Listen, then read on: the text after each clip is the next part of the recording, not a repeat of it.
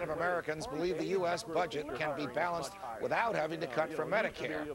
Meanwhile, the GOP is experiencing a backlash over its backing of Wisconsin Republican Congressman Paul Ryan's plan to reform Medicare by turning it into a voucher system. Will the GOP's willingness to address the Medicare issue cost them or get them votes in 2012? Here to discuss are my freedom fighters. Countdown to the closing bell anchor and my Fox Business colleague Liz Klayman, Democratic strategist Carl Jeffers, and Independent Institute's senior fellow and Suffolk University economics professor Benjamin Powell. Carl, to you first. From the point of view of a Democrat, a Democratic strategist, somebody who studies what Republicans do, did the Republicans do the right thing with Paul Ryan's budget or the wrong thing with that budget? I think in fairness, Judge, they did the right thing morally.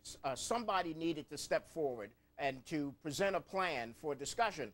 But as you recall, at the time, the discussion was not so much about what was in the plan as who was going to go first. And the reason that that discussion was about that was because the realization was whoever went first was likely to lose politically. And frankly, that's what's happened. What the American people are saying in that poll, it's not that they think that the budget cuts can be effected without cutting Medicaid and Social Security. It's that they want those budget cuts to be effected without cutting Social Security and Medicaid. And as a result, if the Republicans are proposing to do that with cuts to those programs, they suffer politically for that. Okay. Professor Powell, it is obvious that the folks who answered this poll are reading different statistics and have a different understanding of the economy and history than you and I and Carl and Liz do.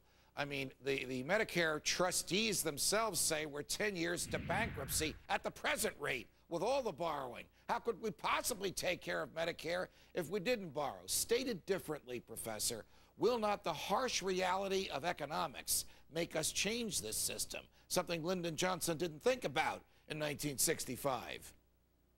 Yeah, absolutely, Judge. Listen, in the long run, Medicare and Social Security are both bankrupt, and that economic reality is going to come home. In the short run, I guess I sympathize with the people a little bit that I bet you and I could probably pick out $1.5 trillion or so of federal spending that didn't touch Medicaid or Medicare and cut down to a balanced budget. But I highly doubt any politicians in Washington could fix the budget problems without going into entitlements. Liz, are Republicans courageous for their willingness to touch the third rail of politics, these entitlement programs, or are they crazy because they're going to cut into their own base and not be reelected? I wouldn't say Republicans. I wouldn't use the collective we or they. I would say Paul Ryan was pretty courageous by at least getting out there and doing something. But Carl is 1,000% right. You know, what he said was that people think, they don't think that this can be done. It's what they want. Well, guess what?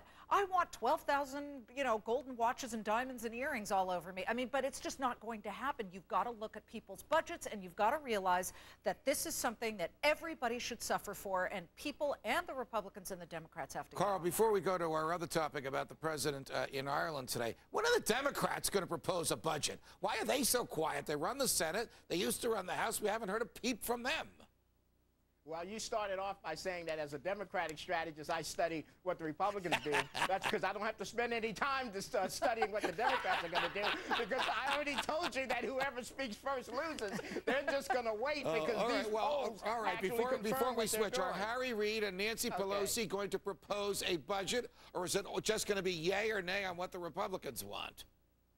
They're going to wait long enough until the people demand and the political forces demand that they do it. And the longer they wait, the more people will only respond negatively to the plan that's out there. So they benefit in terms of time. Got it. During President Obama, thank you, Carl. During President Obama's visit to Ireland today, he reinforced the corporate kinship between Ireland and the United States by saying, quote, "We are rooting for Ireland's success and we'll do everything that we can to be helpful on its path to recovery," end quote. Liz, President Obama has not officially offered any direct U.S. funding to Ireland beyond our prior loans and grants. But is he planting the seed to do just that? Might the American taxpayer be bailing out a failing European government? Well, what does that mean? We are rooting for you. We're going to send the Laker girls in the off season. I mean, there's nothing we can do except Only somebody say. that loves L.A. could say that. That's right. But what is he going to do? There isn't much he can do. There are rumors that perhaps the Irish would like the president in the United States to help support the idea of lowering the rate, the interest rate on the bailout return money. But there's nothing that the U.S. can actually do. I don't think there's any Professor bailout here. Powell, do you think he was saying to Uncle Ben, start printing cash again? Or do you think he was saying to whoever will replace Dominique Strauss-Kahn, hey, you guys have a $100 billion credit line with us. Why don't you use it? Yeah, I think this is the problem here, Judge, is that he's sending signals that the Irish might not have to take care of their own mess.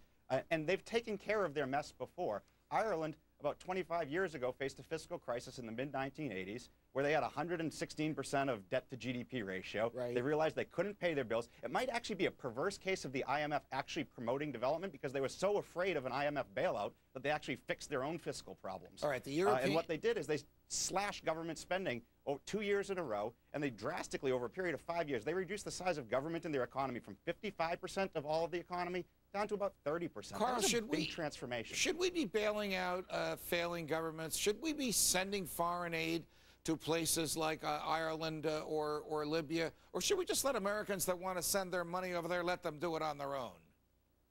Well, first of all, to Liz's points, the Laker girls are certainly available because we don't need them out here right now because the team's out. But I would say this, Judge.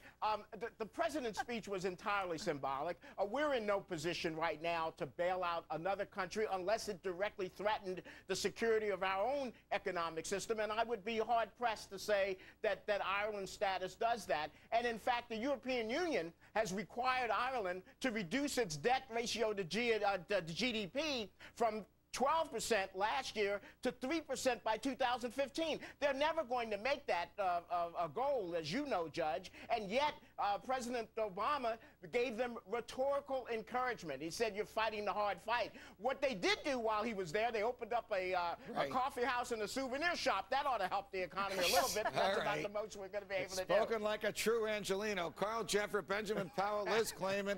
Pleasure, guys. Thank you for joining us. Up next, the plain truth on how entitlements undermine the entire foundation of a free society.